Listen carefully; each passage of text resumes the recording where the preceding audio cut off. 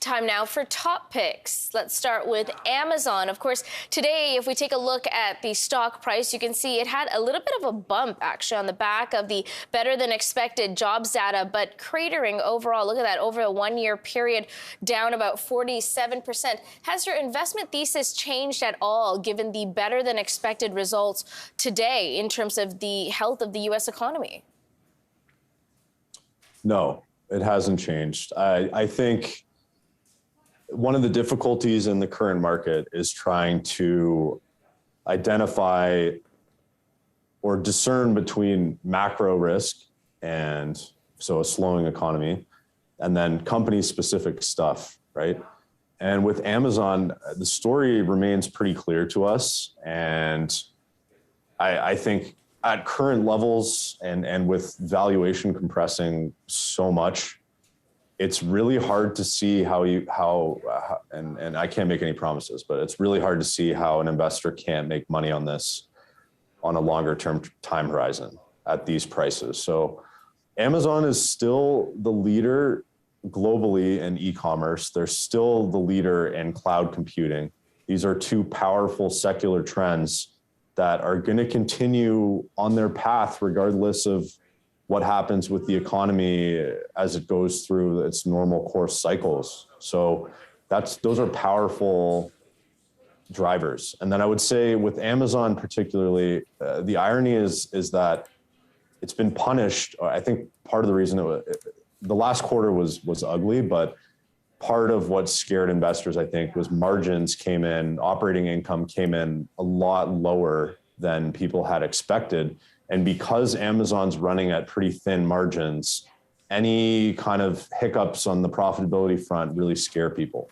Right. But I think that doesn't really affect the viability of the company, the long-term viability here.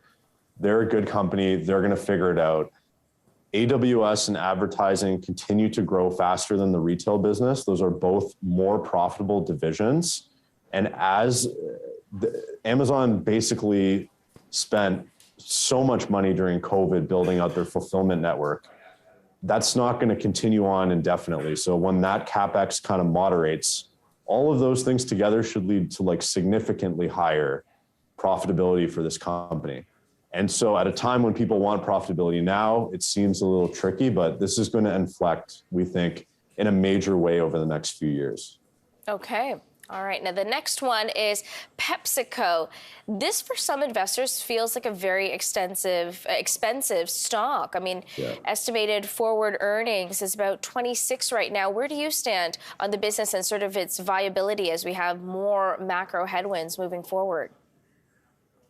Yeah, I think depends on what forward metrics you look at. I think we're more in the lower mid to lower 20s, but instead of 26. But either way, staples are expensive. There's no two ways about it. But people are paying up for stability, and I think Pepsi has done a great job in the current environment.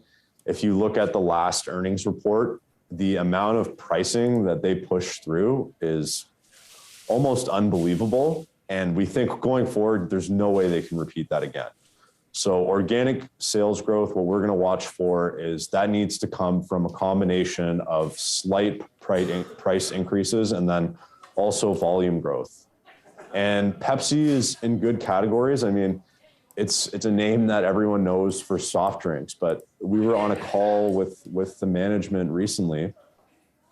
There's not even a mention of soft drinks. This is a company that's now become much more reliant on the snack business. And I think snacking is like a phenomenon that's going to continue. You know, people are busy and they want quick fixes and whatnot. So the Frito-Lay business is really exciting.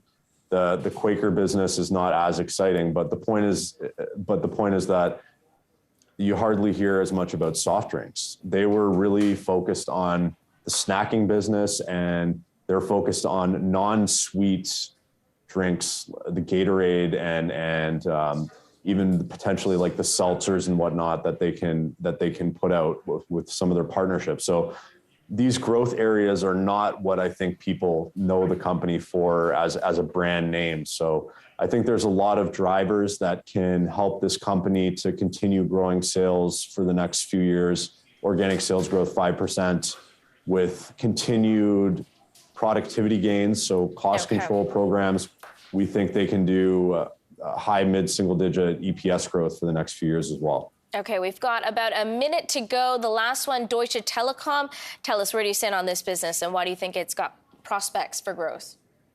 Right. So Deutsche Telekom, I'll just shameless plug here. This is one of the names in our global dividend fund. So one thing that we think we can add value for investors is to buy securities on foreign exchanges. And so this is an example of that.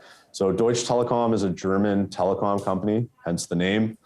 But it's actually an interesting story because the main value proposition behind this company or the stock is that it's the majority shareholder of T-Mobile. And T-Mobile is what we think is by far the best 5G network in the States. And we think they're the best position to continue growing from the rollout. And so Deutsche Telekom is a way for us to access that growth while also getting paid a decent dividend in the meantime. And so the company is very attractively valued as well. I would say, lastly, that at current valuations, the ex-US business is effectively valued at nothing. So you get that for free.